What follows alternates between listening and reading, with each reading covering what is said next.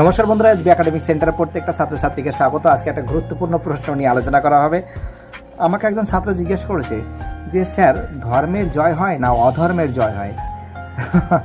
খুবই গুরুত্বপূর্ণ প্রশ্ন। তো দেখো, একটা জিনিস জানো যে সবসময়ের জন্য ধর্মের জয় হয় এবং অধর্মের পরাজয় হয়, অর্থাৎ সত্যের জয় হয় আর অসত্যের কি হয়, পরাজয় হয়।